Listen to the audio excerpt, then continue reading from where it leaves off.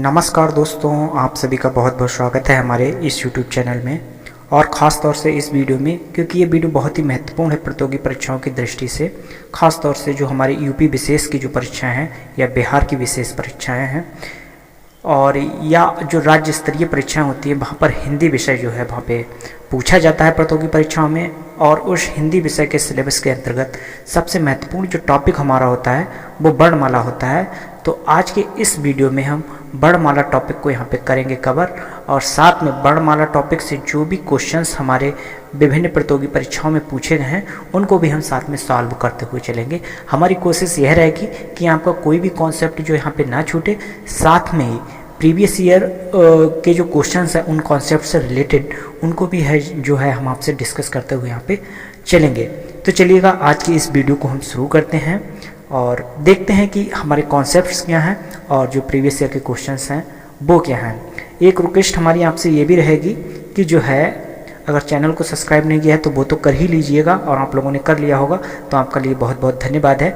साथ में ये भी कहना चाहेंगे कि यहाँ पे अपना कॉपी और पेन लेकर के बैठिएगा, ताकि अगर कोई भी क्वेश्चंस जो है आपके लिए या कोई भी पॉइंट ऐसा मिलता है जो आपको लगता है कि ये महत्वपूर्ण है और आपकी जानकारी में नहीं है, तो ज़रूर जो है आप उसको नोट कर लीजिएगा।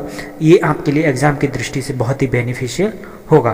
तो चलिए अब हम आपको समझाना शुरू करते हैं कि वर्णमाला क्या है, और वर्णमाला से टॉपिक से जो भी रिलेटेड क्वेश्चन हैं वो सारी चीज़ें करेंगे। तो सबसे पहले तो आप इस बात को समझिए कि जो मनुष्य होता है या जो मानव है हमारा, वो एक सामाजिक प्राणी होता है। क्या होता है? सामाजिक प्राणी होता है। अब जब वो सामाजिक प्राणी है तो इसका मतलब वो समाज में रह रहा है, समाज में रह रहा है, और समाज में रह रहा है तो एक दूसरे से अपने विचारों को और जो अपने भावों को क्या करता है, व्यक्त भी करता है, उनका आदान प्रदान भी करता है। क्या करता है? आदान प्रदान करता है उनका। अब जब उनको आदान प्रदान करता है, इसका मतलब क्या हुआ? विचारों को आदान प्रदान करने का तरीका एक तो ये हो गया, हम अपने अंगों को जो है इशारों के द्वारा, जैसे हमने हाथ से किसी को बुला लिया, ठीक है, या हमारे जो चेहरे के हाव भाव हैं उनको देख कर के कोई हमारी जो है बात को समझ जाए, विचार को समझ जाए, या विचार या भाव को समझ जाए। दूसरा तरीका है हम किसी भी प्रकार की जो है अपनी ध्वनि निकालें अपने मुख से और उसको जो है अपने विचारों को पहुँचाएँ वहाँ तक। अब ये अलग अलग समाज में ध्वनियाँ भी अलग अलग हैं, अलग अलग, जैसे पक्षी हैं वो उनकी एक अलग ध्वनियों का प्रयोग करते हैं, मनुष्य है वो अलग तरह की ध्वनियों का प्रयोग करता है, और ये क्षेत्र के हिसाब से जो होती हैं वो क्या होती हैं, हमारी अलग अलग होती हैं। जैसे जो हमारा एशिया क्षेत्र है उसमें जो भारतीय प्रायद्वीप है उसमें जो है अधिकतर हमारी हिंदी भाषा चलती है। वहीं जो यूरोप है, यूरोप में जो है हमारी इंग्लिश भाषा चलती है। इसी तरह से जो रसिया वाला हिस्सा है वहाँ पे रसिया चलती है। तो ये जो है अलग अलग तरह की चीज़ें चलती हैं। तो अभी कई तरह की ध्वनियाँ प्रयोग करते हैं, और इन ध्वनियों को जब हम एक चिन्ह दे देते हैं कि ठीक है इस ध्वनि को जो है हम लिखित रूप में क्या कहेंगे, तो वो चिन्ह हमारा क्या कहलाता है? वर्ण कहलाता है। मतलब जो ध्वनि है, ध्वनि का ही जो लिखित रूप है वो वर्ण कहलाता है। और एक क्षेत्र में कई सारे जो है ध्वनियाँ होती हैं, अब उन सब का जो है जो क्या कहलाता है, व्यवस्थित स्वरूप होता है, ठीक है। उनको व्यवस्थित समूह में जब हम रख देते हैं तो वो क्या कहलाती है, हमारी वर्णमाला कहलाती है। यहाँ पे एक बात को और भी ध्यान रखना है, यहाँ से 2-3 प्रश्न जो हैं आपके बनते हैं, वो इम्पॉर्टेंट प्रश्न पहले हम आपको बता देते हैं। प्रश्न ये आता है कि भाषा की जो है, जो भाषा है और भाषा की सबसे छोटी जो है इकाई क्या है? तो सबसे छोटी इकाई जो है वो है हमारी ध्वनि। लेकिन ध्वनि जो है वो हमारी मौखिक सबसे छोटी इकाई है। लेकिन अगर यही प्रश्न हमसे पूछे कि जो है लिखित सबसे छोटी इकाई है वो क्या है, तो वो हमारी क्या हो जाएगी? वर्ण हो जाएगी। क्योंकि जब ध्वनि को ही हम लिखित रूप में कोई ना कोई जब चिन्ह उसको दे देते हैं एक विशेष ध्वनि के लिए, तो वो क्या हो जाती है, हमारी वर्ण हो जाती है। लेकिन प्रश्न एक और भी आता है कि भाषा की जो है सार्थक, अगर प्रश्न में ये लगा हुआ है कि सार्थक है सबसे छोटी इकाई क्या है, तो वो हमारी शब्द हो जाती है। क्या हो जाती है? तो वो हमारी शब्द हो जाती है। इस बात को जो है आपको यहाँ पे ध्यान रखना है, ठीक है। तो वर्णों को जो है क्या कहते हैं, उनके व्यवस्थित समूह को क्या कहते हैं, वर्णमाला कहते हैं। और एक बात और भी ध्यान रखिए, अब हम यहाँ पे हिंदी भाषा की वर्णमाला पढ़ते हैं, तो हिंदी भाषा की जो लिपि है, मतलब हिंदी जो भाषा है जिसकी जो ध्वनियाँ हैं, उनका जो लिखित रूप है, तो उसको एक लिखने का तरीके के लिए एक हमारी लिपि होती है। तो वो हिंदी की लिपि जो होती है वो देवनागरी लिपि होती है। क्या लिपि होती है? देवनागरी लिपि होती है। इसके साथ में दो एक और याद कर लीजिए, जैसे पंजाबी भाषा है, और पंजाबी भाषा की जो लिपि है वो आप याद कर लीजिए, वो होती है हमारी गुरमुखी। और जो है एक और आप याद कर लीजिए, जो हमारी इंग्लिश भाषा है, हमारी अंग्रेजी भाषा है, उस अंग्रेजी भाषा की जो है लिपि होती है वो हमारी क्या होती है? वो हमारी रोमन लिपि होती है। तो इस तरह से ये जो दो तीन आपकी जो है लिपि हैं, इनको जो है आप ध्यान रखिए कि हिंदी की देवनागरी होती है, पंजाबी की गुरमुखी होती है, अंग्रेजी हमारी रोमन भाषा में लिखी जाती है। तो ये बहुत ही सही रहेगा। अब इससे रिलेटेड कुछ क्वेश्चंस होंगे, वो हम देख लेते हैं कि इस कॉन्सेप्ट से क्वेश्चन आए हैं क्या।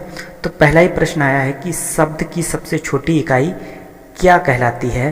तो शब्द की सबसे छोटी इकाई क्या कहलाती है? स्वर कहलाती है, व्यंजन कहलाती है, वर्ण कहलाती है, अयोग भाव कहलाती है। तो इसका सही आंसर जो है वो क्या कहलाती है? वर्ण कहलाती है। शब्द जो होता है कई सारे वर्णों से मिलकर बनता है। ठीक है, जैसे मैं एक शब्द यहाँ पे लिख देता हूँ राम।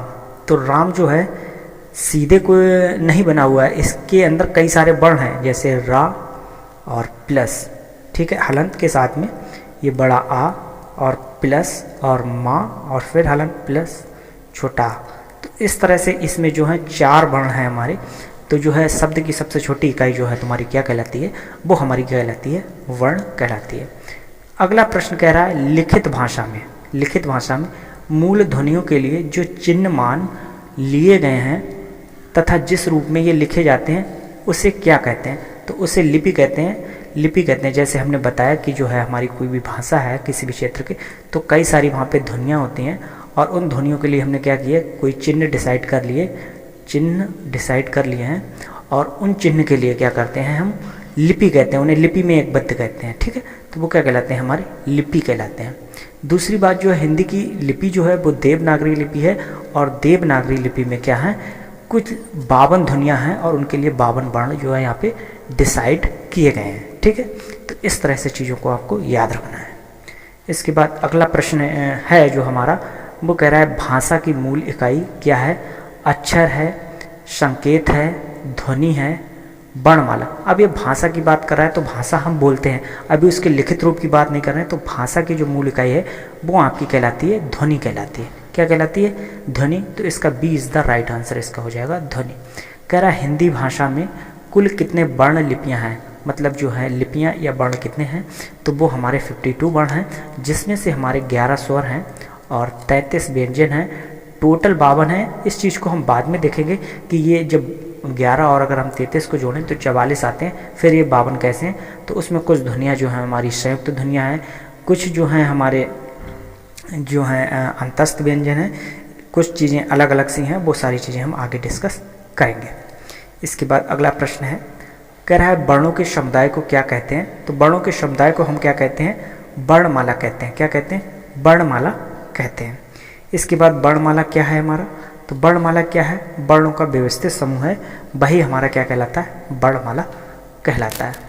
तो इस तरह से जो है हमारा जो टॉपिक था, मेन एक जो कॉन्सेप्ट था, उसको हमने कवर कर लिया। वो कॉन्सेप्ट क्या था कि जो है हिंदी जो वर्ण होते हैं, वर्णों का जो व्यवस्थित समूह है वो वर्णमाला कहलाता है। वहाँ से सारे प्रश्न जो है हमने यहाँ पे कर लिए हैं।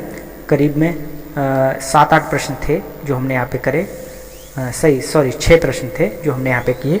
तो प्रीवियस ईयर में वहाँ से क्वेश्चन पूछे जा रहे हैं, तो वो टॉपिक आपके लिए जो है ध्यान रखने हैं उस सारी बातों को। अब अगला जो है हम जो वर्णमाला में देखेंगे, वो हम यहाँ पे देखेंगे कि वर्णों के प्रकार कितने होते हैं। तो वर्णों के मूल रूप से तो जो प्रकार हैं हमारे, वो 2 प्रकार होते हैं, और 2 प्रकारों में जो पहला है हमारा वो कहलाते हैं स्वर, और दूसरा जो होता है वो हमारे कहलाते हैं व्यंजन। स्वरों के बारे में क्या है कि स्वर क्या है? तो स्वर जो होते हैं वो हमारे जो स्वतंत्र रूप से बोले जाते हैं, मतलब जिनके बोलने के लिए हमें किसी की भी सहायता नहीं लेनी पड़ती है, वो हमारे क्या कहलाते हैं? स्वर कहलाते हैं। ठीक है, और दूसरी चीज़ आती है व्यंजन। तो व्यंजन क्या होता है? ये स्वर की सहायता से बोले जाते हैं, तो उन्हें क्या कहते हैं? हम व्यंजन कहते हैं।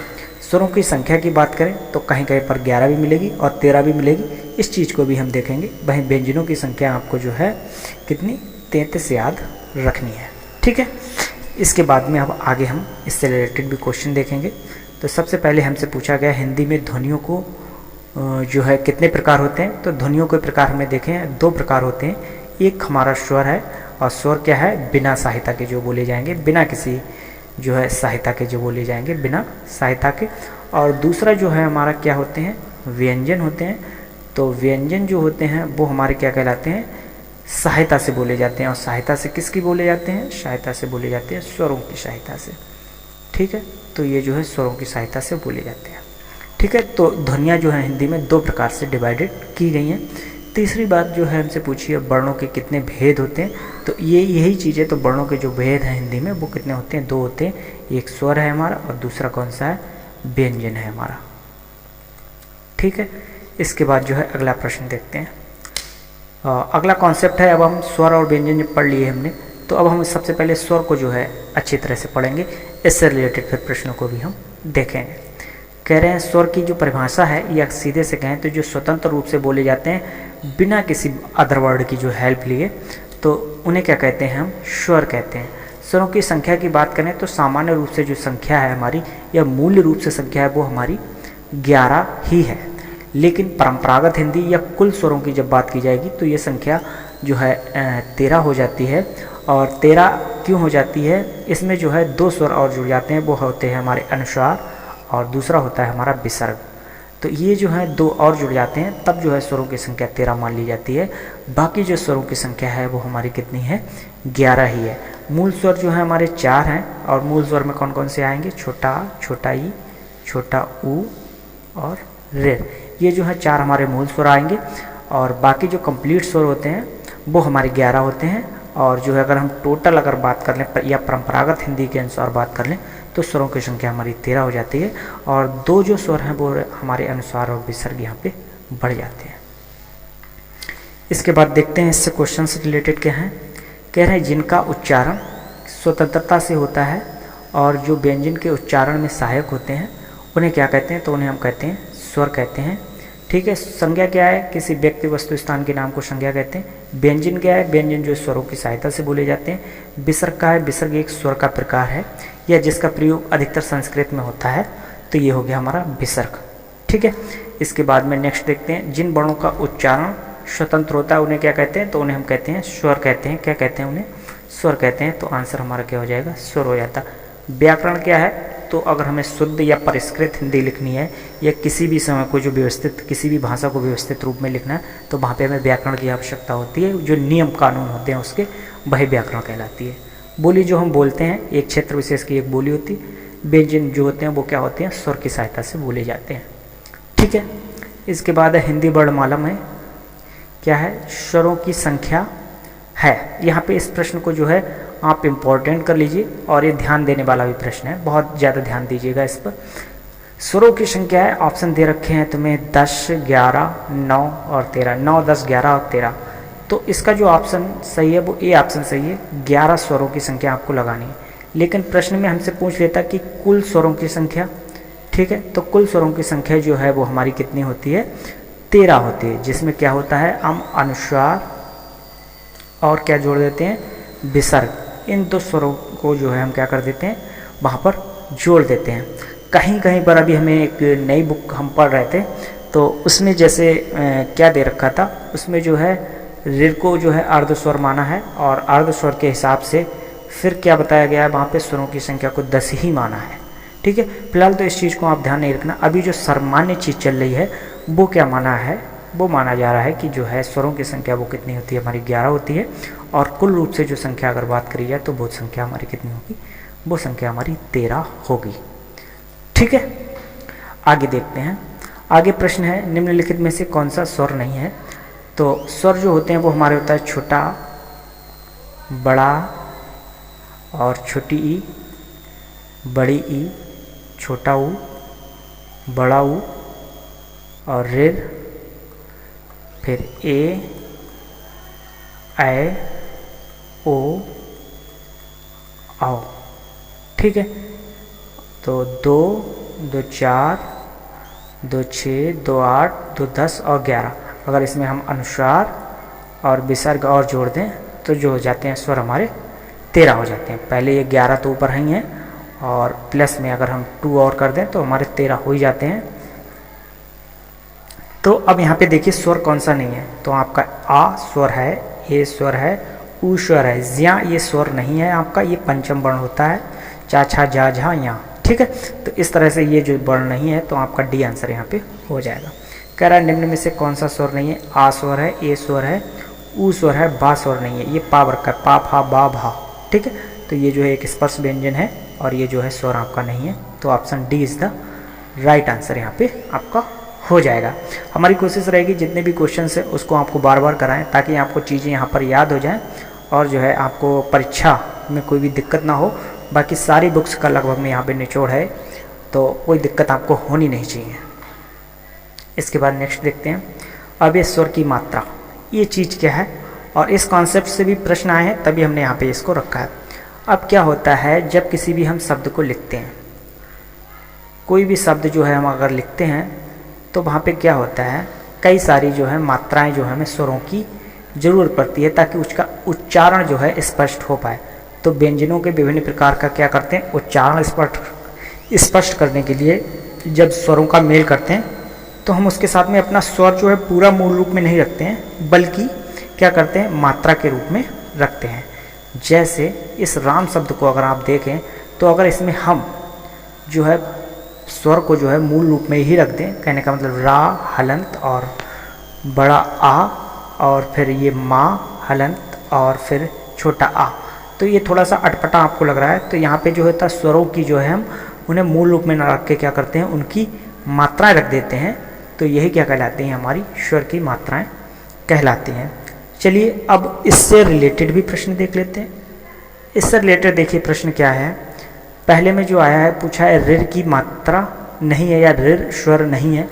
तो अब ऋ स्वर नहीं है, इसका मतलब जो शब्द होते हैं, शब्द में तो स्वर डायरेक्ट आता नहीं है, वो मात्रा के रूप में आता है। तो आपको पता होना चाहिए कि ऋ की मात्रा क्या होती है। तो ऋ जो होता है इसकी जो मात्रा होती है वो किसी भी जो भी हमारा व्यंजन होता है उस व्यंजन के नीचे की ओर जो है इस तरह से लगती है। जैसे का है तो इस तरह से लिखेंगे का, और ये प्रा, पाक तो हो गया कृपा। तो इसमें जो है ऋ की मात्रा इस तरह से लगती है। तो पहले वर्ण में आपने देख ली कृपा में ऋ की मात्रा है, प्रश्न में ऋ की मात्रा है, और जो है दृष्टि है, दृष्टि में भी ऋ की मात्रा है लेकिन आज में नहीं है। तो इसका ऑप्शन कौन सा हो जाएगा, आपका डी ऑप्शन इसका सही हो जाएगा। आप हमारे कॉन्सेप्ट को यहाँ पे समझ पा रहे होंगे। तो आपको एक बात और भी ध्यान रखना है कि स्वर की किस स्वर की कौन सी मात्रा होती है, ये चीज़ भी याद रखनी है। जैसे छोटे आ, तो छोटे आ की कोई भी मात्रा नहीं होती है। जैसे ये है रा शब्द, तो इसमें क्या क्या लिखा है, तो रा हलंत प्लस आ। ठीक है, तो इसकी कोई मात्रा नहीं होती है, कोई वर्ण केवल सीधा है तो उसका मतलब समझ लीजिएगा वहाँ पे छोटा आ लगा हुआ है। इसी तरह से बड़ा है तो बड़े आ की जो मात्रा होती है वो आपको डंडा लगा हुआ वहाँ पे मिल जाएगा, उसकी मात्रा इस तरह से एक डंडा लगा हुआ एक्स्ट्रा मिल जाएगा। ठीक है, इसी तरह से छोटी ई है तो छोटी ई की मात्रा आपको आगे से लगी हुई मिलेगी। इसी तरह से अगर ये बड़ी ई है तो बड़ी ई की मात्रा जो है आपको पीछे से लगी हुई मिलेगी। ठीक है, इसी तरह से छोटा ऊ है तो छोटा ऊ की मात्रा ये आगे के लिए मिलेगी, घुंडी से लगा हुआ, और बड़ा हुआ है तो ये मात्रा आपके लिए किसके लिए मिलेगी, पीछे के लिए मिलेगी। ठीक है, और इसी तरह से ए है तो इसकी सिंगल पाई मिलेगी आपको, किसी के ऊपर भी है तो वो हो जाएगी सिंगल पाई ऊपर के लिए। ठीक है, और ए है तो ये जो है डबल पाई जो है आपके लिए मिलेगी। ठीक है, इसी तरह से अगर आपका केवल ओ है, ठीक है, तो आपके लिए सिंगल पाई हो जाएगी, किसी भी शब्द में है सिंगल पाई, और आओ है तो ये क्या हो जाएगी आपके लिए डबल पाई जो है आपकी हो जाएगी। ठीक है, क्या हो जाएगी आपकी डबल पाई वहाँ पर हो जाएगी। इस बात को आप ध्यान रखिएगा, और ऋ की जो है हमने आपको ऊपर बता ही दी है। इसके बाद निम्न के शब्द में ऋ की मात्रा का उपयोग हुआ है, क्रिया में उपयोग हुआ है नहीं, वर्षा में उपयोग हुआ है नहीं, और रिपु में उपयोग हुआ है नहीं, लेकिन वृष्टि में जो है उपयोग हुआ है। ठीक है, किसमें रा व्यंजन नहीं है, तो मात्रा तय हलंतरा होता है तो इसमें रा व्यंजन है। मूर्धा, ठीक है, इसमें भी रा व्यंजन है हमारा, क्यों, रा हलंत और फिर ये धा में आकर डंडा, तो हो जाता है मूर्धा, इसमें हलंत वाला रा है, ठीक है। और क्रम में भी है, कै हलंत प्लस रा होता है क्रम। और ये मात्री इसमें नहीं है, इसमें जो मात्रा है वो त्रा की मात्रा है, ना कि रा की मात्रा है। तो हमारा जो आंसर हो जाएगा वो कौन सा हो जाएगा, डी इज़ द हमारा राइट आंसर। तो हमारा यहाँ पे उत्तर हो जाएगा वो डी ऑप्शन हमारा यहाँ पे सही हो जाएगा। इसके बाद अगला प्रश्न हम यहाँ पे देखते हैं। अब जब हमने स्वर पढ़ लिए कि स्वर कौन कौन से हैं हमारे, तो उन स्वरों का भी कुछ वर्गीकरण है, अब उसको हम देख लेते हैं। तो स्वरों का वर्गीकरण कई तरह से किया जा सकता है। बेसिकली हम यहाँ पे 4 तरह से स्वरों का वर्गीकरण यहाँ पे पढ़ेंगे, और वो है हमारा पहला उत्पत्ति के आधार पर, दूसरा उच्चारण काल के आधार पर, तीसरा जीभ के प्रयोग के आधार पर, और चौथा ओष्ठ या ओठों की जो है स्थिति के आधार पर, ठीक है। तो इन सारे वर्गीकरण को हम पढ़ेंगे। तो सबसे पहले हमारा जो वर्गीकरण आता है वो आता है उत्पत्ति के आधार पर। तो उत्पत्ति के आधार पर हम स्वरों को बांटते हैं 2 हिस्सों में पहले मूल रूप से, और 2 हिस्से जो हमारे कहलाते हैं वो हमारा पहला कहलाएगा मूल स्वर और दूसरा हमारा संधि स्वर। मूल स्वर जो कहते हैं जो किसी के मेल से नहीं बने हुए हैं, खुद में बिल्कुल इंडिपेंडेंट हैं, तो वो हमारे मूल स्वर कहलाते हैं, और इनकी संख्या है 4। और ये हमारे यहाँ छोटा आ, छोटी ई, छोटा ऊ और रे, इस तरह से ये जो हैं 4 हमारे कहलाते हैं मूल स्वर। इसी प्रकार जो आते हैं दूसरे संधि स्वर, तो टोटल स्वर थे हमारे 11, और 11 में से 4 जो स्वर हो गए वो हमारे मूल स्वर हो गए। तो जो स्वरों जो बचे हैं संधि स्वर वो कितने होंगे हमारे 7 जो होंगे वो हमारे कितने होंगे संधि स्वर होंगे। और ये कौन से हैं, तो जो बचे हुए हैं बड़ा, बड़ी, बड़ाऊ, ए, ओ, औ, इन्हें संधि स्वर क्यों कहते हैं, क्योंकि ये 2 स्वरों के मेल से बने हुए होते हैं, इसलिए इनको जो है संधि स्वर हम कहते हैं।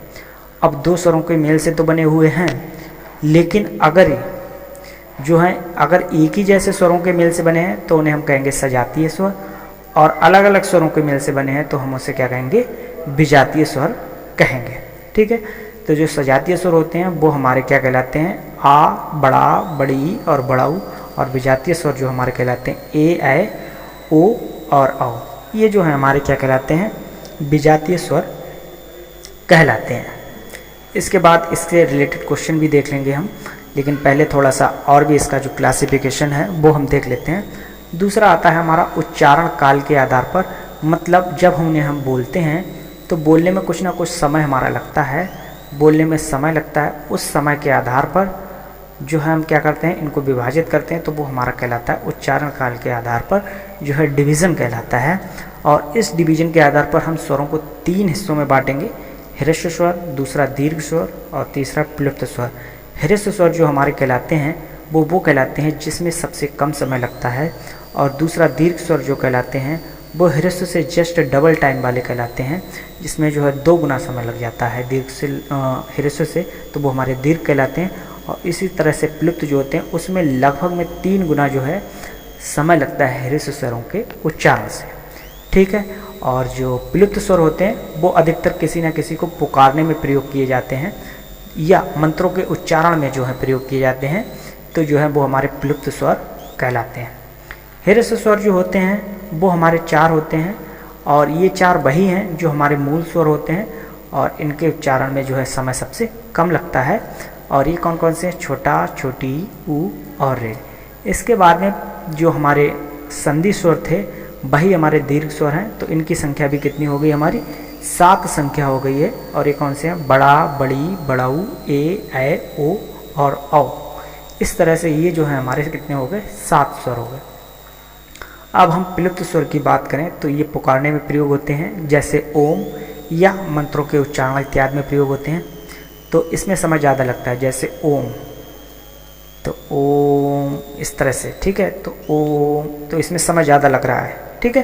तो ये जो हमारे क्या कहलाते हैं, प्लुप्त स्वर कहलाते हैं, जैसे राजन, राधा, शीतल। तो इस तरह से जो शब्द होते हैं हमारे वो क्या कहलाते हैं, इसमें जो प्रयोग होते हैं वो हमारे क्या कहलाते हैं, प्लुप्त स्वर कहलाते हैं।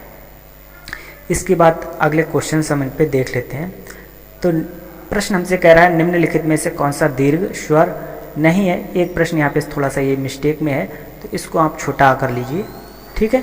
तो बड़ा ऊ हमारा दीर्घ स्वर है, बड़ी ये भी दीर्घ स्वर है, और जो है ओ ये भी दीर्घ स्वर है। कौन सा हमारा जो है दीर्घ स्वर नहीं है, तो ये जो छोटा आ ये दीर्घ स्वर नहीं है। तो ऑप्शन ए जो है आपका राइट आंसर यहाँ पे हो जाएगा।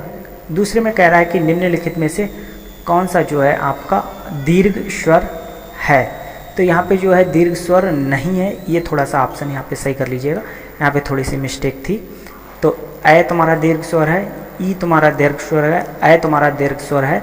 कौन सा नहीं है, तो वो तुम्हारी कौन सी है, छोटी ई जो है वो आपका दीर्घ स्वर नहीं है, क्योंकि जो आपके ह्रस्व स्वर होते हैं, ह्रस्व स्वर जो कि मूल स्वर हैं, छोटा आ, छोटी ई, छोटा ऊ और कौन से हैं, ऋ, ये जो है तुम्हारे मूल स्वर कहलाते हैं।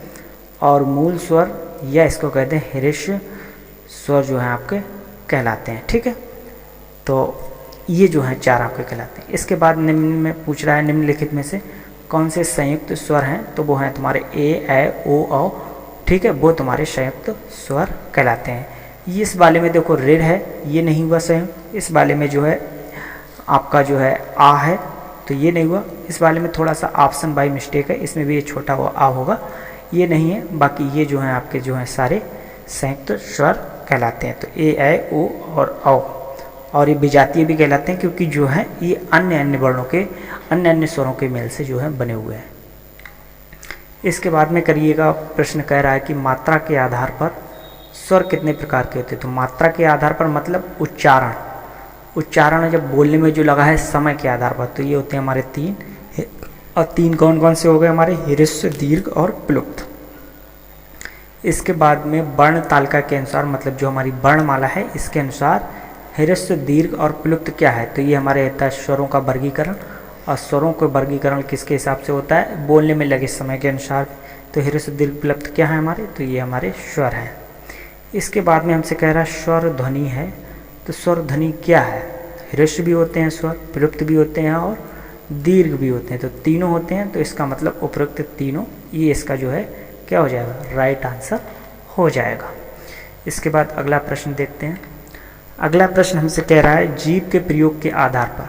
जीभ के प्रयोग के आधार पर मतलब जो है जब हम स्वरों का जो है उच्चारण करते हैं तो क्या होता है, जीभ का एक विशेष हिस्सा जो है प्रयोग में आता है। उस हिस्से के प्रयोग के आधार पर जो है इनको जो है तीन प्रकार से बांटा गया। और तीन प्रकार से कौन सा बांटा गया, अग्र स्वर, मध्य स्वर और पश्च स्वर। ठीक है, तो इसको तरीका ये है, सबसे ज़्यादा इम्पोर्टेंट है आपका मध्य स्वर। मध्य स्वर को ध्यान रखिए, जो छोटा आ है वो आपका मध्य स्वर है। बाकी जो बड़ा ऊ, ओ, इन सभी में तीसरा भी आता है स्थान। और ये पश्च स्वर जो सबसे लास्ट होता है, इस तरह से तीन बनाते हैं और इसी तरह से ये सारे स्वर हैं। तो इसको याद रख सकते हैं कि जो बड़ा ऊ, औ, ये जो है आपके क्या है, पश्च स्वर हैं। बाकी बचे हुए आपके अग्र स्वर हैं, मतलब छोटा ई, बड़ी, ए और ऋ, ये जो हैं आपके क्या कहलाते हैं, अग्र स्वर जो हैं आपके कहलाते हैं। ठीक है, तो इस तरह से उम्मीद है आपको ये सारी चीज़ें याद रहेंगे। चलिए, इससे रिलेटेड अगर क्वेश्चन है तो वो आगे हम क्वेश्चन देखते हैं। कह रहे हैं जिह्वा के आधार पर जो है स्वर कितने प्रकार के होते हैं, तो ये होते हैं हमारे तीन प्रकार के, अग्र, मध्य और जो है पश्च। ठीक है, तो मैं आपको यहाँ पे जो याद रखना है वो आप मध्य वालों को याद रखिएगा, ये बहुत इंपॉर्टेंट है, कई बार ये पूछा भी गया है। ठीक है, निम्नलिखित में से मध्य स्वर कौन सा है, तो ये छोटा। इसके बाद जो आता है हमारा ओंठों की स्थिति के आधार पर, जब हम स्वरों का उच्चारण करते हैं तो हमारे ओंठ जो हैं किसी न किसी विशेष स्थिति में आ जाते हैं, या तो वो व्रत के तरीके से आ जाते हैं, या तो फिर दूसरे में जो है व्रत नहीं बनते हैं। ठीक है, या तो व्रत बन जाता है या व्रत नहीं बनता है। तो जो व्रत नहीं बनता है उसे कहते हैं अव्रतमुखी, मतलब व्रत नहीं बनता है। तो वो है आ, छोटा, बड़ा, छोटी, बड़ी, ए और रे। और जिसमें जो है व्रत बन जाता है तो वो होता है छोटा ऊ, बड़ा ऊ, ओ और औ। ये जो चार होते हैं जो होते हैं व्रत मुखी, और बाकी जो अन्य होते हैं वो होते हैं हमारे अव्रत मुखी। अब इसके बाद में हम अगले प्रश्न को देखते हैं। तो कह रहा है ओंठों की आकृति के आधार पर निम्नलिखित में से कौन सा अव्रत मुखी है, मतलब जिसमें जो है व्रत नहीं बनता है। तो ओ, ऊ और बड़ा ऊ और छोटा ऊ, तो ये जो है हमारे क्या हैं, ये तो हमारे व्रतमुखी हैं। तो लेकिन कौन सा व्रतमुखी नहीं है, तो ये छोटी ई जो है ये वृत्तमुखी नहीं है, तो आंसर ए जो है आपका सही हो जाएगा। इसके बाद जिनकी ध्वनि केवल मुख से निकलती है वो क्या कहलाते हैं, तो वो हमारे निरअनुनासिक कहलाते हैं। एक बात ध्यान रखिए, जब हम वर्णों का उच्चारण करते हैं तो क्या होता है, जो ध्वनि मुँह से है, कुछ में तो मुँह से केवल निकलेगी मुख से, और जो दूसरे होते हैं उसमें मुख के साथ साथ में क्या लिखती है, हमारी नाक या नासिका से भी जो है ध्वनि निकलती है। तो जिसमें इन दोनों का प्रयोग होता है वो हमारे अनुनासिक कहलाते हैं, और जिसमें केवल एक से निकलती है वो हमारे क्या कहलाते हैं, मतलब एक से निकलने का मतलब केवल मुख से निकलती है, तो वो क्या कहलाते हैं, हमारे निरअनुनासिक कहलाते हैं, निरअनुनासिक कहलाते हैं। ठीक है, इसके बाद में जो है हम अगला वर्ण, अगले क्वेश्चंस देखते हैं। तो क्वेश्चन नहीं है, सबसे पहले अब हम स्वरों के उच्चारण स्थान को देख लेंगे।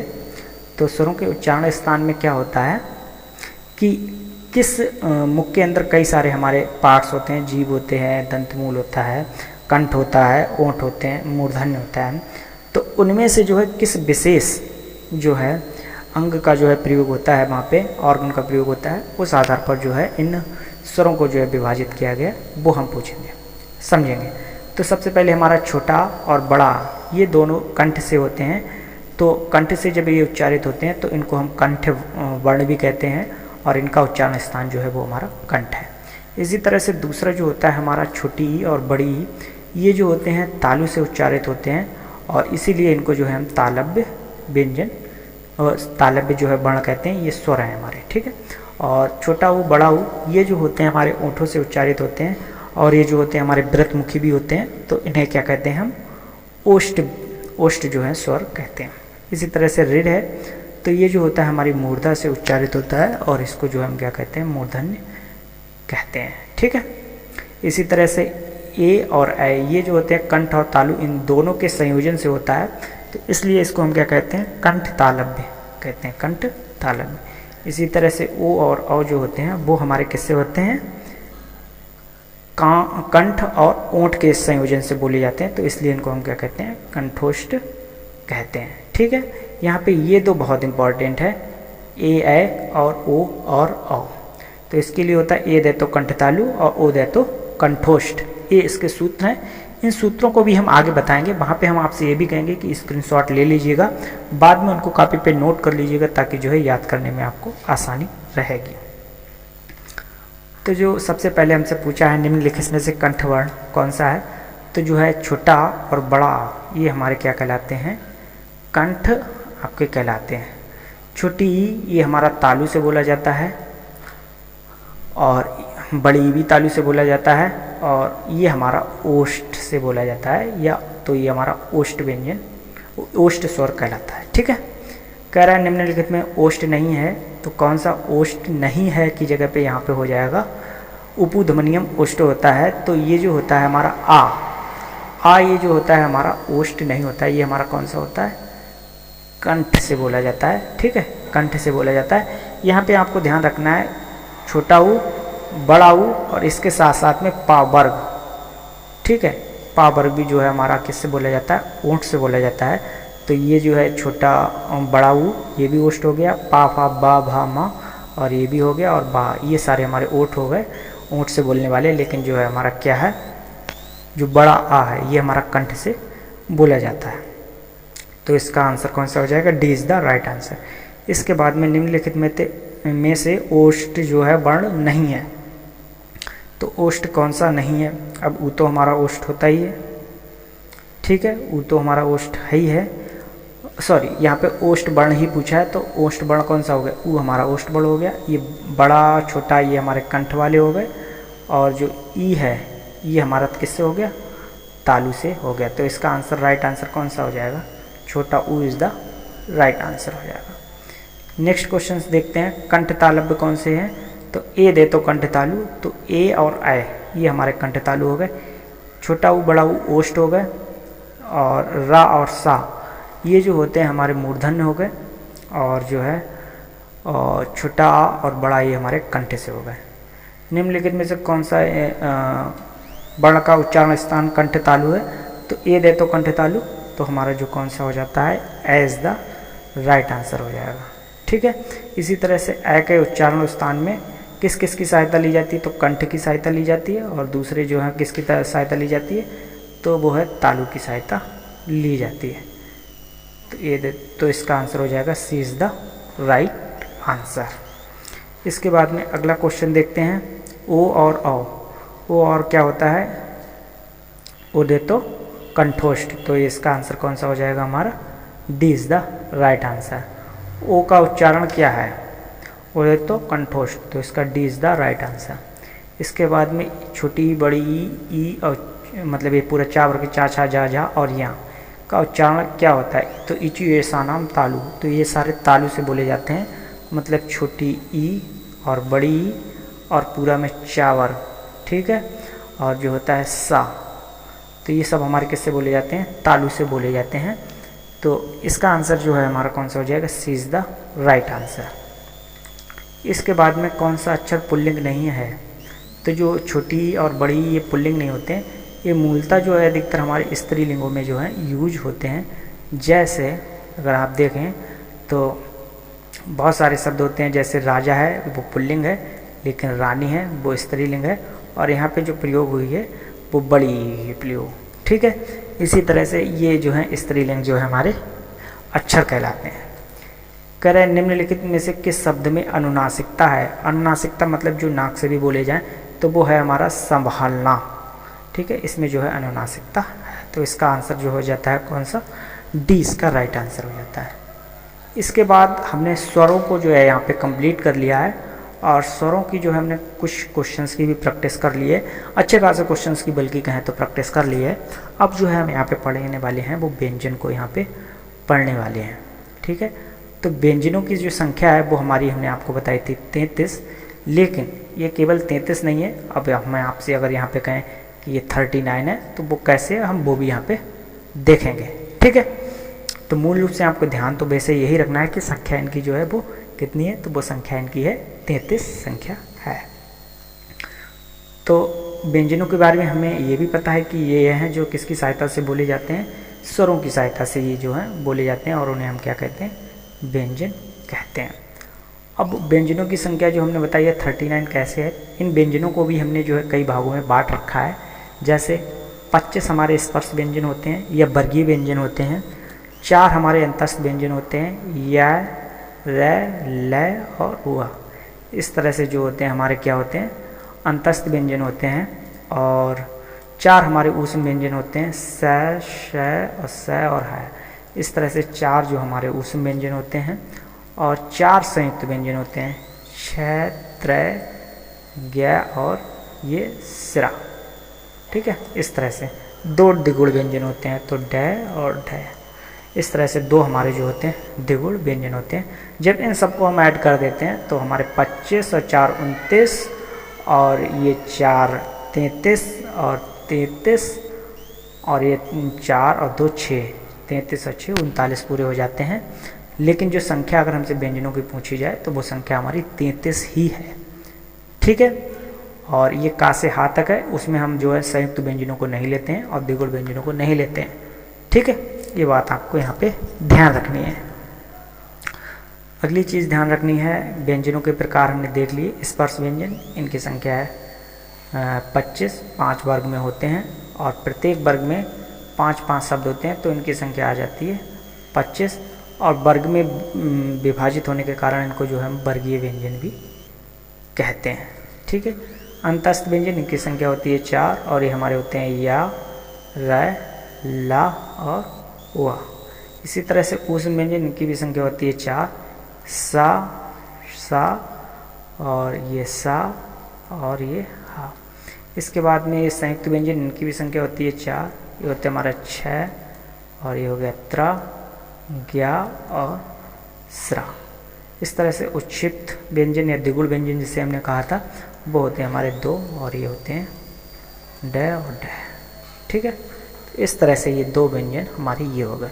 तो टोटल व्यंजन जो अगर हम इन सबको योग करें तो हमारा 39 योग आ जाएगा, और प्लस में 13 जो है हमारे स्वर टोटल हैं, तो इनकी संख्या 52 यहाँ पे आ जाती है, ठीक है। इसके बाद में आगे देखते हैं।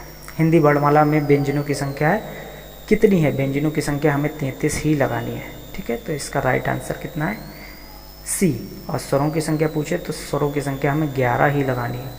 अगर स्वरों में कहीं पे कुल शब्द लगाया गया तो संख्या आप 13 लगा सकते हैं, ऑप्शन में अगर दिया है तब। इसके बाद में सबसे पहले अब हम पढ़ेंगे स्पर्श व्यंजनों को, जिनकी संख्या जो होती है 25 होती है। दूसरी बात है 5 वर्गों में विभाजित होते हैं, और 5 वर्गों में विभाजित होने का मतलब ये क्या कहलाते हैं, वर्गीय व्यंजन भी आपके कहलाते हैं। ठीक है, वर्गीय व्यंजन भी यहाँ पे कहलाते हैं। अब इन्हें स्पर्श क्यों कहते हैं, क्योंकि जब इनका उच्चारण किया जाता है तो तालु, मूर्धा या जो है अन्य सब चीज़ों का जो है स्पर्श होता है यहाँ पे, तो इसलिए जो है इनको हम क्या कहते हैं, स्पर्श व्यंजन भी कहते हैं।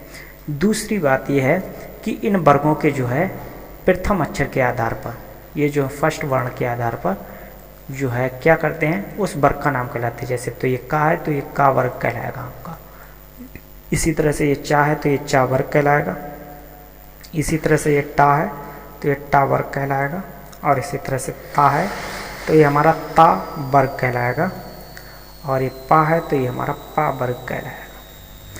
और जब ये यही कहलाते हैं तो का वर्ग के अक्षर कौन से हैं, तो का, खा, गा, घा, ड़ा, और चा वर्ग के चा, छा, जा, झा, या, और टा वर्ग के टा, ठा, डा, ढा, अड़ा, और ता के ता, था, दा, धा, ना, और पा के पा, फा, बा, भा, मा।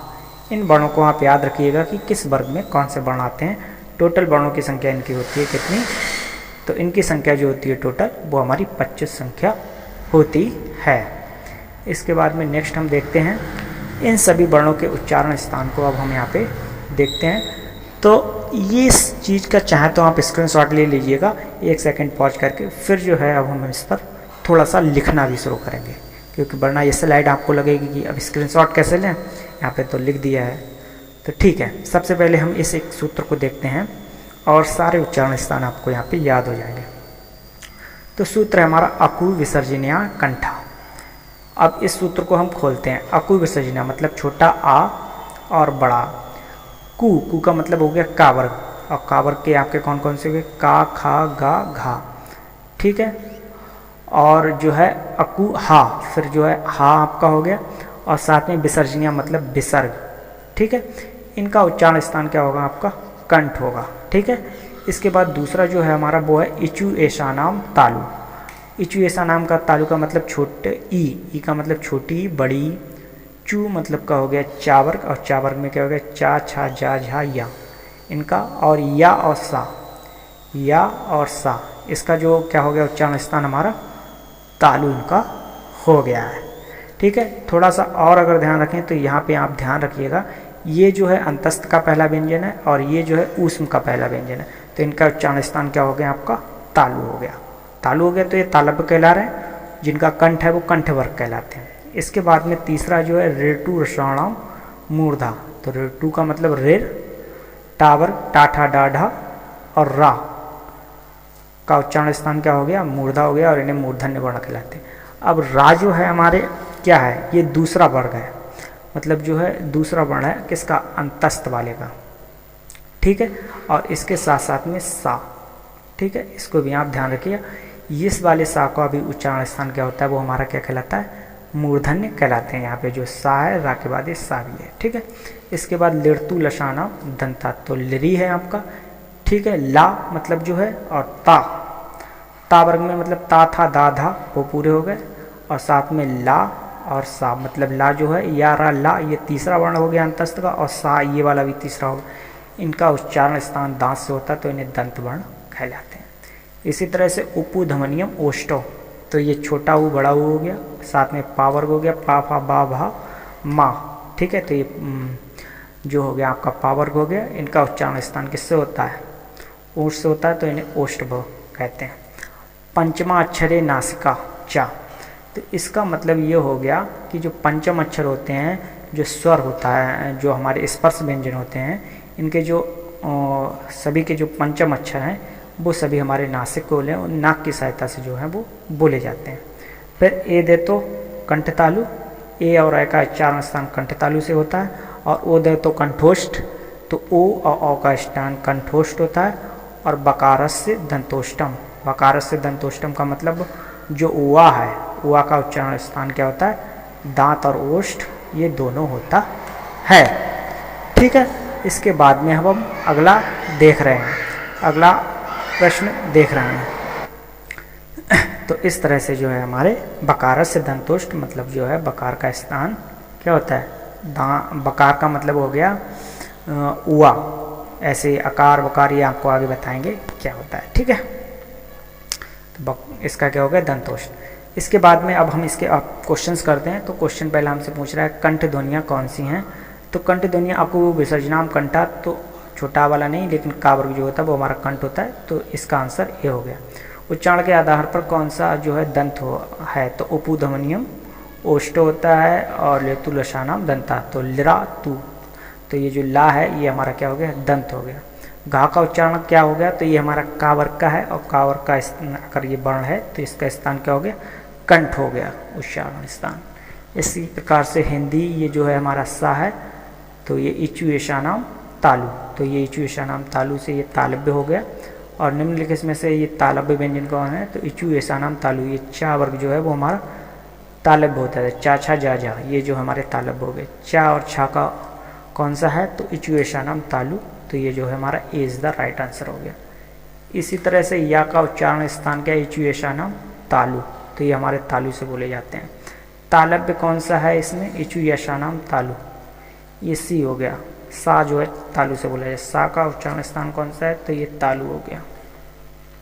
इसके बाद में चा वर्ग की ध्वनियाँ कौन सी बोली जाती हैं, तो ये तालव्य हैं, तालु से बोली जाती हैं। दंत कौन से हैं, उपु धमनियम ओष्ट और लृतु लिशानाम दंता, तो ता वर्ग जो है हमारा वो किससे बोला जाता है, दंत से बोला जाता है। तो ता जो हमारा क्या हो गया दंत से हो गया। दंत से कौन सा हो गया, तो ता वर्ग जो है हमारा वो क्या हो गया दंत से हो गया। कह रहा दंत से कौन सा है, तो लृतु लिशानाम दंता, सी इज द राइट आंसर हो गया था। दंत ध्वनि कौन सी है, तो लृतु लिशानाम दंता, तो ला जो है हमारा दंत हो गया। उपुधमनियम ओष्ट, ये कौन सी हो गई हमारी ओष्ट से हो गई। पा फा बा भा ये सारी ओष्ट से हो गई। इसके बाद में टा कौन सा है, तो लृतु लिशानाम दंता, और टा वर्ग में कौन सा नहीं था, टा ठा डा ढा, ये धा नहीं आता है। ठीक है, ये किस वर्ग का है, ये ता वर्ग का है। ता था दा दा ये किस वर्ग का आता है, हमारा ता वर्ग का है। तो इसका आंसर क्या हो गया सी। स्पर्श व्यंजन नहीं है, तो या नहीं है, ये कौन सा आपका है अंतस्थ व्यंजन है। ठीक है, इसके बाद में निम्नलिखित में से कौन सा स्पर्श वर्ग है, तो ये कौन सा स्पर्श व्यंजन कौन से वर्ग में, सभी स्पर्श व्यंजन है जिसमें। ठीक है, तो हा यहाँ पे क्या हो गए हमारे ऊष्म व्यंजन हो गए। या और ये सा ये हमारे नहीं बन रहे हैं, और इसी प्रकार से इसमें हा सा और रा तो ये नहीं, सारे स्पर्श व्यंजन जो हैं हमारे वो इसमें है। का चा पा और दा ये सारे हैं। ठीक है, नहीं तो किसी में ऊष्म दे रखा है, किसी में अंतस्थ दे रखा है, किसी में दोनों दे रखे हैं, तो इसलिए वो नहीं है। इसके बाद हमसे पूछा हिंदी की बा ध्वनि है, तो बा ध्वनि अब बा कौन से में आता है, तो ये पा वर्ग का आता है। उपुध्वनि में क्या हो गया उष्टो पा फा बा भा, तो ये कौन सा हो गया हमारा ओष्ठ। और कौन सी दंतोष्ट है, तो बकारस दंतोष्ट, तो बकारस से दंतोष्ट से क्या हो गया उआ का उच्चारण स्थान क्या है, तो वो है दंतोष्ट, तो इसका आंसर क्या हो गया D is the right answer.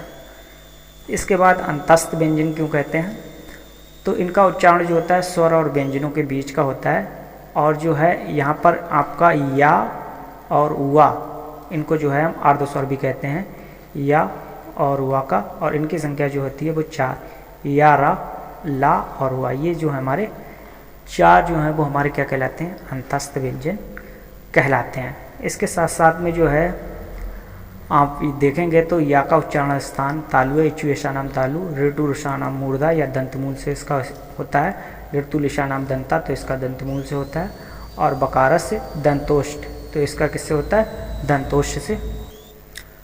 तो इस तरह से जो हमारे अंतस्थ व्यंजन या रा ला हुआ हो गए हैं। इसके बाद में अब हम इनके क्वेश्चंस देख लेते हैं। तो इनके क्वेश्चंस को अब हम देखते हैं।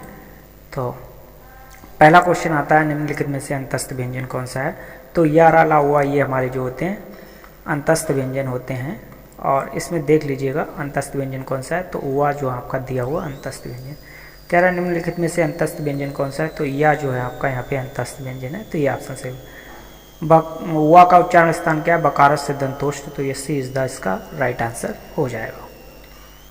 इसी तरह से फिर हमसे पूछा है हुआ का उच्चारण स्थान क्या है, तो ये घोष है, अघोष है, इस तरह से हमसे यहाँ पे पूछा है, या अंतस्थ है, तो ये जो है अंतस्थ हमारा व्यंजन है। फिर या रा ला हुआ किस प्रकार के व्यंजन है, तो ये हमारे अंतस्थ व्यंजन है। हिंदी वर्णमाला में अंतस्थ व्यंजनों कौन से हैं, तो वो हैं हमारे या रा ला हुआ, ये हमारे क्या कहलाते हैं, अंतस्थ व्यंजन कहलाते हैं। तो सी इसका B is the right answer हो जाएगा। इसके बाद में काकल्य व्यंजन कौन सा है, तो ये हा है। यहाँ पे ध्यान रखिए, जो हा है हमारा वो होता है काकल्य, और इसी तरह से ला जो होता है हमारा वो पार्श्विक, ठीक है, और जो है रा होता है वो हमारा कहलाता है लुंठित, ठीक है, तो ये कहलाता है हमारा लुंठित कहलाता है रा। तो रा जो होता है वो हमारा क्या कहलाता है, लुंठित कहलाता है। तो ला जो होता है हमारा वर्ष से बोला जाता है, लुंठित है, और ये सघोष है और अल्पप्राण भी है, तो इसका A is the right answer हो जाएगा। इसी तरह से पार्श्विक है, तो वो ला हमारा जो क्या कहलाता है, पार्श्विक कहलाता है। इसके बाद में अर्धस्वर कौन सा है, तो यहाँ पे या जो है हमारा अर्धस्वर है। साथ में ध्यान ये भी रखना है, या के साथ साथ में वह भी जो है अर्धस्वर माना जाता है, ठीक है, अर्धस्वर माना जाता है। इसके बाद में नेक्स्ट क्वेश्चन देखते हैं, या नेक्स्ट जो है हमारे ऊष्म व्यंजन की बात यहाँ पे की गई है। तो ऊष्म व्यंजन 4 होते हैं हमारे, कौन कौन से होते हैं, शा, सा और ये सा और ये हा। अब इनको याद कैसे रखते हैं, इचु ऐशा नाम तालु, तो जो पहला वाला सा होता है सलजम्बारा, वो हमारा होता है तालव्य, और इसको तालु से बोला जाता है। दूसरा वाला जो सा होता है जिसे षटकोण वाला कहते हैं, तो वो होता है हमारा मूर्धन्य, मूर्धा से बोला जाता है। तीसरा जो सा होता है वो हमारा वर्त से बोला जाता है, मतलब दंतमूल से बोला जाता है। और हा जो होता है स्वर यंत्रीय, जो गले में होता है हमारे, उससे बोला जाता है, ठीक है। इसके बाद में क्वेश्चन है ऊष्म व्यंजन कौन सा है, तो ऊष्म व्यंजन हमारे वही हैं 4, कौन कौन से, अभी जो बताए सा और हा, तालव्य, मूर्धन्य और वश्य, और ये कौन सा हो गया हमारा कंठ वाला, ठीक है, स्वर यंत्रीय वाला, ठीक है। तो इसमें ऊष्म व्यंजन कौन कौन से हमारा कौन सा है, तो ये हा हो जाएगा। ऊष्म व्यंजन नहीं है, तो ये गा नहीं है, ये कंठ व्यंजन है, कंठ से बोला जाता है, ठीक है। और अंतस्थ व्यंजनों की संख्या जो होती है वो 4 होती है, और साथ में पूछा है ऊष्म वर्ण, ये भी 4 होते हैं। तो दोनों की संख्या कितनी हो गई, कुल मिला के इनकी संख्या हो गई 8। तो आंसर हमारा कौन सा हो जाएगा, B is the right answer. Next question कहते हैं संयुक्त व्यंजन। तो संयुक्त व्यंजन क्या कहते हैं, 2 व्यंजनों के जो हैं योग से मिलकर बनता है, उसे कहते हैं संयुक्त व्यंजन कहते हैं। इनकी संख्या की बात करी जाए तो संख्या है 4। सबसे पहले आता है छा, दूसरा त्रा, तीसरा श्रा और चौथा है ज्या। तो जो छा होता है वो हमारा बनता है का हलंत और प्लस में शाह हलंत से। यहाँ पे ध्यान रखना, अगर ये छा पूरा है तो आपको होगा का हलंत प्लस सा पूरा। अगर यहाँ पे छा में हलंत लगा हुआ है तो ध्यान रखना है का में भी हलंत आएगा, प्लस में सा में भी हलंत आएगा। इस बात को ध्यान रखना है संयुक्त व्यंजनों में, ठीक है। इसी तरह से त्रा होता है वो तय हलंत और रा से बना है, हलंत से। स्रा है वो ये इस वाले सा से, जो कि हमारा तालु वाला है, तालु वाले सा से शाह हलंत और प्लस में रा हलंत। ज्या ये जा से मिलकर बना है और प्लस में या, तो होता है ज्या। दरअसल इसे विज्ञान नहीं होता, विज्ञान पढ़ते हैं, ये वही है। इसके बाद 2 व्यंजनों को जब एक साथ मिलाते हैं तो किसका निर्माण होता है, संयुक्त व्यंजन का निर्माण होता है। संयुक्त व्यंजन नहीं है तो ये फा संयुक्त व्यंजन नहीं है, स्पर्श व्यंजन है। और किस वर्ग का है, पा वर्ग का स्पर्श व्यंजन है, ठीक है। निम्नलिखित में से संयुक्त व्यंजन कौन सा है, तो ये ज्ञा है, इसे बोलते हैं ज्या। दरअसल में जय हलंत और या, ठीक है, या, ठीक है, इस तरह से। तो ये क्या हो गया, हमारा संयुक्त व्यंजन हो गया। इसके बाद में छा वर्ण का किससे योग होता है, तो कै और हलंत में प्लस में सा, ठीक है। इसके बाद में छा जो है वो क्या है, हमारा संयुक्त व्यंजन है, और जो ज्ञा है वो जय हलंत या। तो ये जो हो जाएगा B is the right answer, इसका हो जाएगा। अयोगवा जो होते हैं वो हमारे होते हैं 2, और 2 कौन कौन से होते हैं, एक होता है अनुसार और दूसरा होता है विसर्ग, ठीक है। ये जो है किसके स्वर से बनते हैं, तो छोटा है इस स्वर के योग से बनते हैं। और व्यंजनों और व्यंजनों के लिए क्या करते हैं, स्वर की भांति अर्थ बयान करते हैं। अब व्यंजन के लिए स्वर की भांति अर्थ बयान करते हैं, इसीलिए इनको हम क्या करते हैं, स्वर में भी काउंट कर लेते हैं और स्वरों की संख्या कितनी हो जाती है, 11 से बढ़कर 13 हो जाती है। स्वर और व्यंजन के दोनों के गुण पाए जाते हैं, बिल्कुल सही है, और इसीलिए क्या कहते हैं, इन्हें अयोग भाग कहते हैं। एक बात ध्यान रखना है, स्वर और व्यंजन के बीच की कड़ी अगर आपसे पूछ ले तो स्वर और व्यंजन के बीच की जो कड़ी है वो हमारे क्या है, अयोग भाग ही हैं, और ये दो हैं, एक तो अनुसार है और दूसरा विसर्ग है। ठीक है, तो अनुसार का तो नासिका से हो गया, ठीक है, किससे हो गया, नासिका से उच्चारण, अपूर्व विसर्जनाम कंठा, और विसर्ग का किससे हो गया, तो कंठ से हो गया, विसर्ग का स्थान कंठ से हो गया। हिंदी वर्णमाला में कितने अयोग भाग हैं, 2 अयोग भाग, कौन कौन से हैं, अनुस्वार और विसर्ग। नासिक कौन सा है, पंचम वर्ण नासिक होते हैं, तो या नासिक हो गया। संघर्षी व्यंजन कौन सा है, अब जो हमारा चा वर्ग होता है, ठीक है, ये जो है स्पर्श संघर्षी भी कहलाता है, तो चा छा जा झा सी इज द जो है राइट आंसर हो गया। सा हा, इसको क्या कहते हैं, ऊष्म संघर्षी व्यंजन भी कहते हैं। ठीक है, ऊष्म तो है ही है, इसको ऊष्म संघर्षी व्यंजन भी कहते हैं। अनुस्वार के संबंध में कौन सा कथन उपयुक्त नहीं है, ठीक है, क्या करें, इसके उच्चारण में आगे आने वाले व्यंजन प्रभावित होता है, बिल्कुल होता है। अनुस्वार नासिक व्यंजन होता है, बिल्कुल होता है। इसे ऊपर डॉट से दिखाते हैं तो बिल्कुल सही है, ऊपर ये भी सही। इसे चंद्र वाली, ये चंद्र बिंदु के रूप में लिखा जाता है, ये गलत है, तो D is the right answer.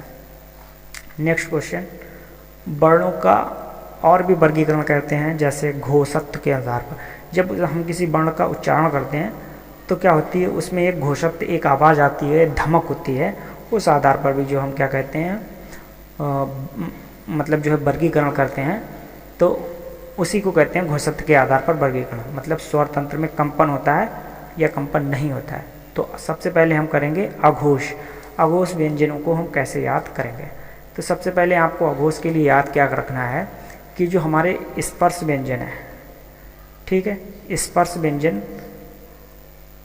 प्रत्येक में जो हैं 5 वर्ण होते हैं और इसी तरह से 5 वर्ग होते हैं। तो उसका जो पहला और दूसरा जो होते हैं वो हमारे क्या कहलाते हैं, अघोष कहलाते हैं, पहला और दूसरा, फर्स्ट और जो है सेकंड। बाकी के जो अंतिम बचे हैं, मतलब तीसरा, चौथा, पांचवा, ये जो आपके कहलाते हैं सघोष, मतलब उनके उच्चारण में घोष होता है, आवाज़ होता है। दूसरी बात, जो ऊष्म होते हैं हमारे, ठीक है, वो कौन कौन से होते हैं, सा, शा और सा और ये हा। तो इसके जो आपके 3 जो हैं शुरुआत वाले, हा को छोड़ दीजिए, हा हमारा घोषत्व वाला हो गया, ठीक है, मतलब सघोष हो गया। तो ये जो है हमारे क्या कहलाते हैं, अघोष कहलाते हैं। ठीक है, इस बात को आप समझ लीजिए। इसके बाद अगली चीज़ इसी तरह से सघोष। तो सघोष में क्या होता है, स्वर यंत्र में कंपन होता है या इनके उच्चारण में धमक होती है एक, ठीक है, तो वो हमारे क्या कहलाते हैं, घोष व्यंजन या सघोष कहलाते हैं। इसमें हमने बताया जो स्पर्श व्यंजन है उसका जो तीसरा, चौथा और पांचवा ये वर्ण जो है आपके क्या कहलाएंगे, सघोष कहलाएंगे। और साथ साथ में अंतस्थ व्यंजन, मतलब या, रा, ला और या, ये सारे आपके क्या हो जाएंगे, सघोष कहलाएंगे। और जो ऊष्म का जो हमारा बचा हुआ था, क्या बचा हुआ था, हा, वो भी आपका सघोष कहलाएगा। इसके बाद में जितने भी स्वर हैं हमारे वो सारे भी क्या होते हैं, सघोष होते हैं। ठीक है, तो ये सारे सघोष हो गए। केवल हमें अगर अघोष याद रखें तो बहुत सिंपल सा है, अघोष में पहला दूसरा वर्ण और प्लस में सा और सा और सा, तीनों सा, बस इतना सा आपको अघोष में याद रखना है। बाकी जो बचा हुआ है वो हमारा क्या है, सघोष है। ठीक है, तो यार अलावा और ये क्या है सघोष में, और इसके साथ में हा भी सघोष में हो गए, और सा शा शा हा, ये जो तीनों क्या हो गए हमारे अघोष हो गए। और ये संयुक्त व्यंजन तो है ही है, डिगुड़ और दा और डा। ठीक है, हमने इस सघोष और अघोष की बात कर ली है यहाँ पे। अब कह रहा है निम्नलिखित में से अघोष कौन सा है। अब अघोष कौन सा है, हा तो हमारा सघोष हो गया, स्वर है, ठीक है, तो स्वर जो होते हैं वो हमारे सघोष होते हैं। हा भी हमारा सघोष हो गया, जा और फिर ये सा, तो हमारा क्या हो गया, सा जो है वो हमारा क्या हो गया, सा शा शा ऊष्म में जो बताए। तो अघोष जो हो गया हमारा, D is the right answer हो गया। अघोष वर्ण कौन सा है, स्वर, सारे घोष होते हैं, हा भी घोष है, फिर ये सा आ गया, तो ये जो हमारा क्या हो गया, अघोष वर्ण हो गया। फिर पूछा हमसे अघोष वर्ण कौन सा है, का वर्ण जो है। अब ये वर्गीय व्यंजन पे आप आइए, तो पहला और दूसरा वर्ण क्या होते हैं हमारे, अघोष होते हैं। तो का जो है पहला ही वर्ण है, क्योंकि का तो वर्ग ही होता है, पूरा का से शुरू ही होता है। तो पहला जो आंसर है वही हमारा क्या हो जाएगा, अघोष का हो जाएगा। दूसरा हमसे पूछा है अघोष वर्ण कौन सा है, तो ये हमसे पूछ लिया है चा वर्ग होता है, तो चा पहला ही है, तो चा आंसर हो जाएगा। कह रहा निम्नलिखित में से अघोष वर्ण कौन सा है, तो ये भी हो जाएगा पा, क्योंकि पा वर्ग होता है हमारा, और पा हमारा अघोष हो जाएगा। इसी तरह से हमसे पूछ लिया कौन सा वर्ण घोष है। अब घोष हमसे पूछा है, तो पा नहीं हो सकता, टा नहीं हो सकता, पा के बाद आता है फा, ये दूसरा वर्ण है पा वर्ग का, तो ये भी जो है नहीं हो सकता। तो ये पा वर्ग का दूसरा वर्ण है, तो ये फा भी नहीं हो सकता। तो हमारा कौन सा आंसर आ गया, दा इज़ द राइट आंसर। ता, था, दा और धा, ठीक है। तो दा जो है चौथा वर्ण है किस वर्ग का, ता वर्ग का, और तो इसका आंसर कौन सा हो जाएगा, सी इज़ द राइट आंसर।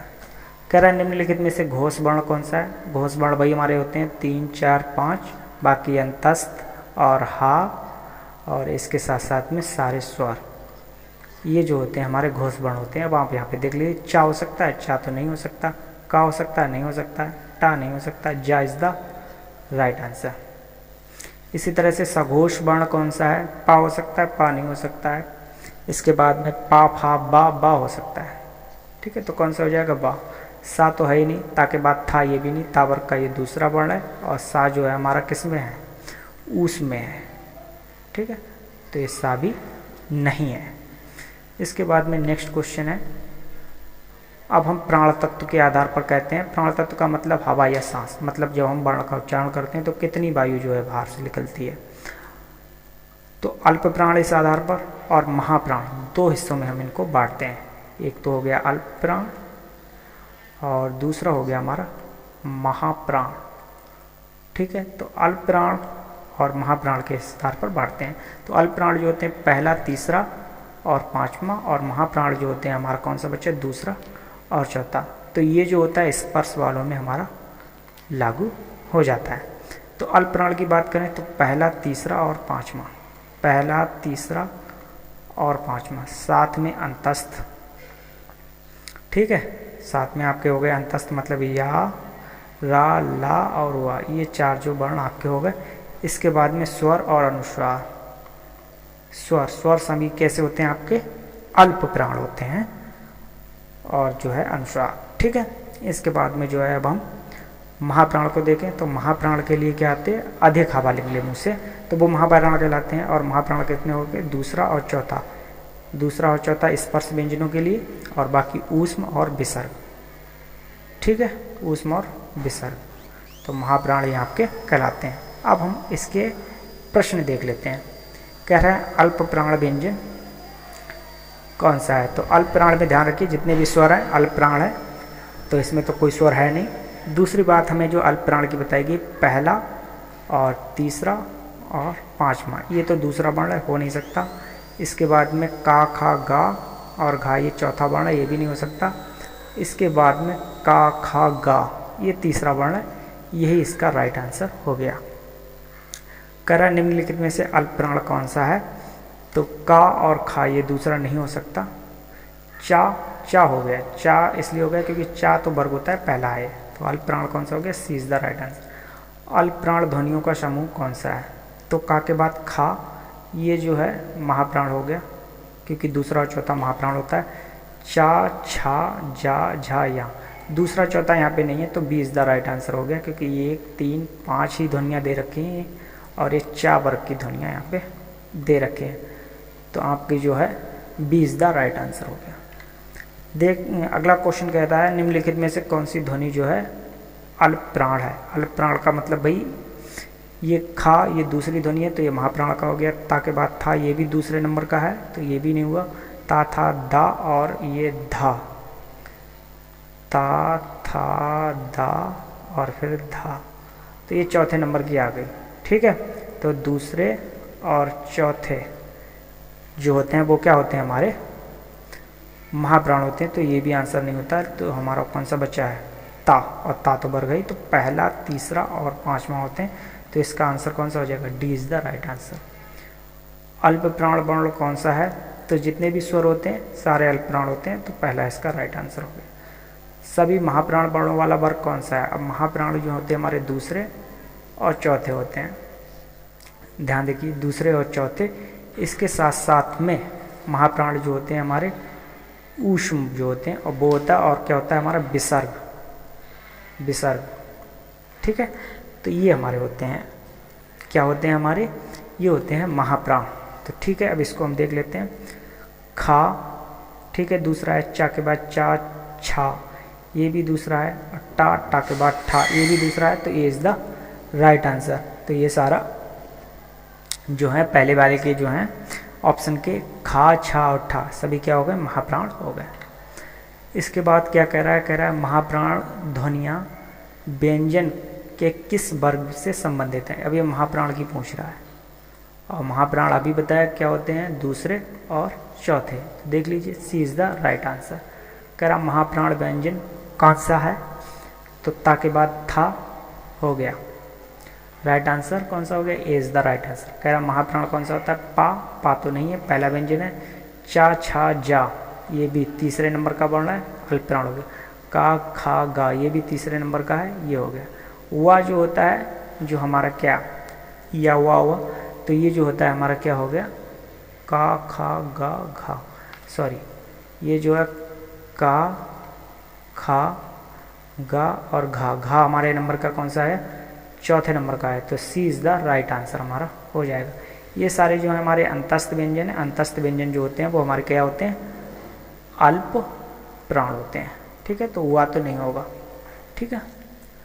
इसके बाद में नेक्स्ट क्वेश्चन है, कह रहा कौन सा महाप्राण है? महाप्राण का मतलब भाई हो गया कि कौन सा दूसरा हो जाता? ता और था, तो ये तो नहीं होगा, अल्प प्राण है।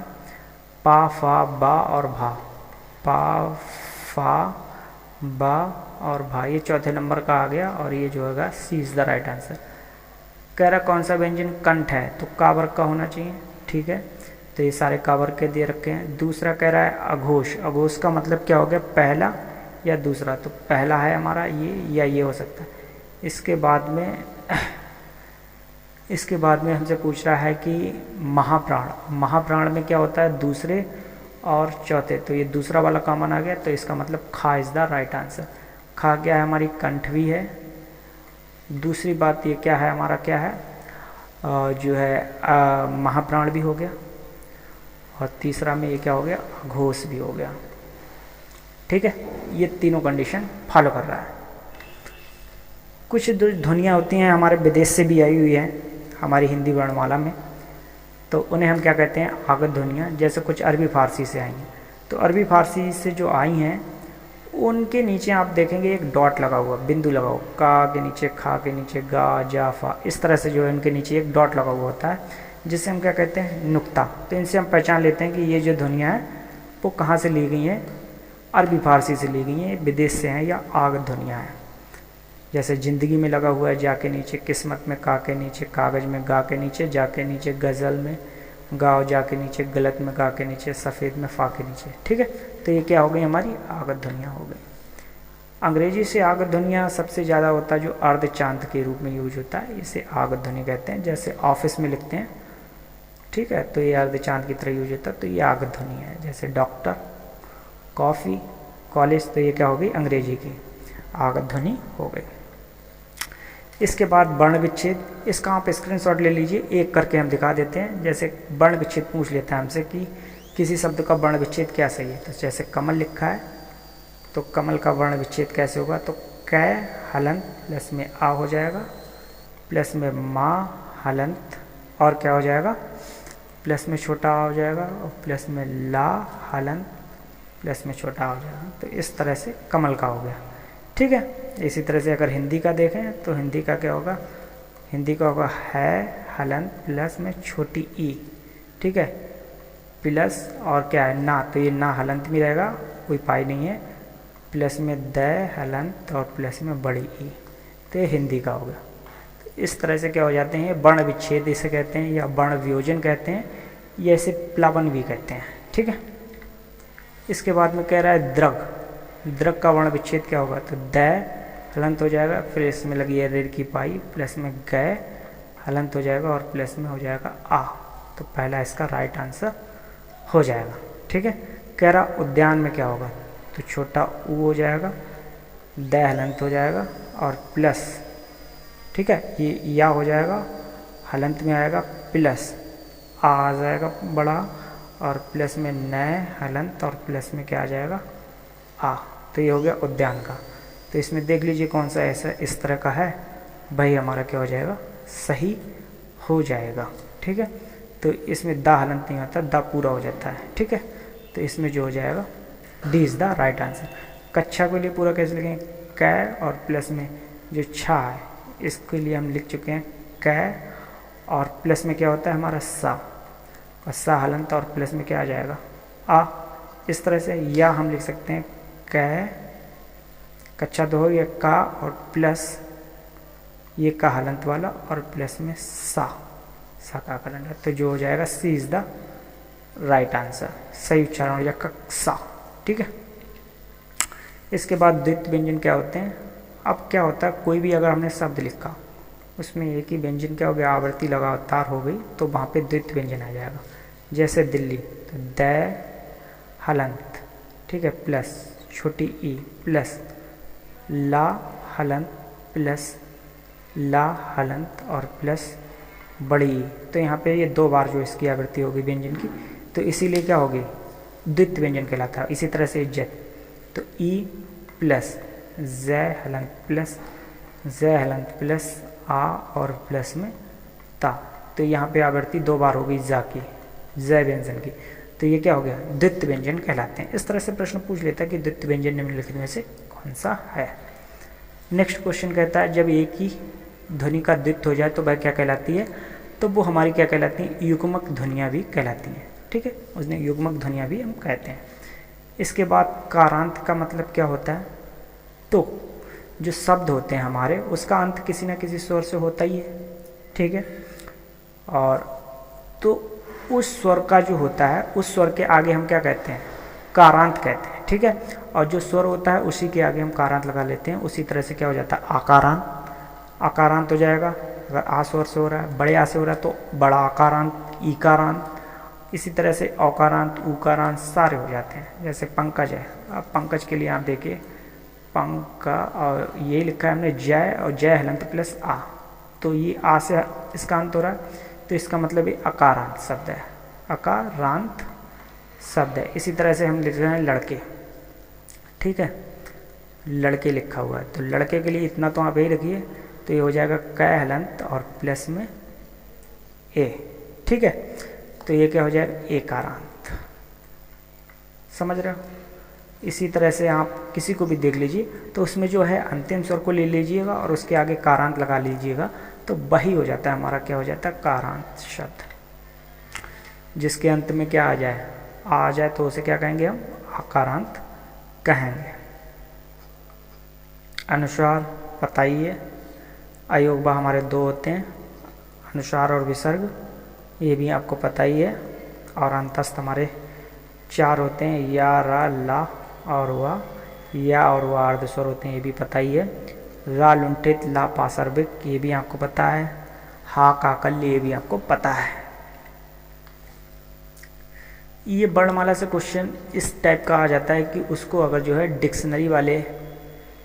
डिक्शनरी के हिसाब से लगाएं, ठीक है, शब्दकोश में, तो किस हिसाब से इस तरह है। तो सबसे पहले ध्यान रखना कि जो है आपके अयोगबा आते हैं, वो आते हैं, उनकी मात्राएं आती हैं, फिर सारे स्वर का क्रम है वो आएंगे, और इसके बाद में हमारे स्पर्श व्यंजन होते हैं, और स्पर्श व्यंजनों के बाद में जो है हमारे कौन से आ जाएंगे, अंतस्थ व्यंजन आएंगे। अंतस्थ के बाद में ऊष्म आएंगे।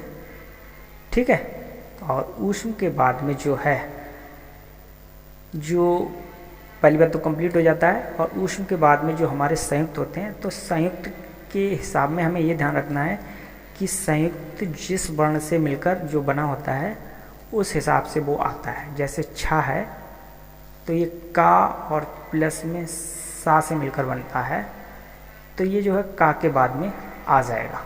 ठीक है, इसी तरह से जो जिससे मिलकर बना है उसी तरह से आ जाएगा। तो जैसे ये सबसे पहले हमने किसकी मात्राएं रखी हैं, तो अनुसार की मात्राएं रखी हैं, इसके बाद में जो है विसर्ग, बाकी फिर सारी मात्राएं, और जो है इसी तरह से हम यहाँ पे रखेंगे। का के बाद छा आएगा, फिर जो है पूरी चीज़ें चलेंगी क्रम से। तो पहले पूछ रहा है हमसे छा का क्रम किसके बाद आएगा, तो का के बाद आएगा। कारण क्या है भाई, ये का से मिलकर बनता है। सबसे पहले कौन सा आएगा, तो ऋग्वेद आएगा, या फिर ऋक्ष आएगा, ऋडु आएगा, या तो यहाँ पे ऋ तो सब में कॉमन है, तो ऋ हम सबका काट देते हैं। इसके बाद में ये यहाँ पहले गा है, यहाँ पे पहले का है, का से मिल से बनता है, अड़ा है और तो इसका B is the right answer आ जाएगा कि जो रिच है वो शब्द क्या आ जाएगा, पहले आएगा। शब्द कौन सा शब्द पहले आएगा, तो क्योंकि अनुसार की मात्रा सबसे पहले आएगी, तो A is the right answer. इसके बाद में ये सारे जो पूरी वर्णमाला है समझ लो उसके उच्चारण हैं। तो का वर्ग हमारा कंठ कहलाता है, अपूर्व सृजनाम कंठा, कंठ द्वारा बोले जाते हैं। दूसरी बात में है जो अघोष होते हैं वो हमारे पहला और दूसरा जो होते हैं वो हमारे क्या होते हैं, अघोष होते हैं, पहले और दूसरे, ठीक है। बाकी जो होते हैं तीनों जो होते हैं वो हमारे सघोष होते हैं।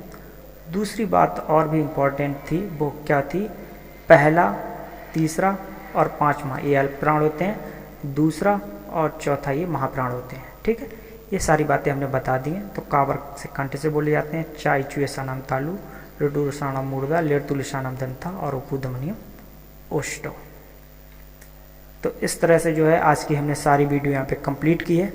थोड़ी सी वीडियो हमारी तेज जरूर हुई है, लेकिन इतनी बहुत ज़्यादा ही इंपॉर्टेंट वीडियो है। बाकी वीडियो देखने के लिए आप सभी का बहुत बहुत धन्यवाद। नमस्कार।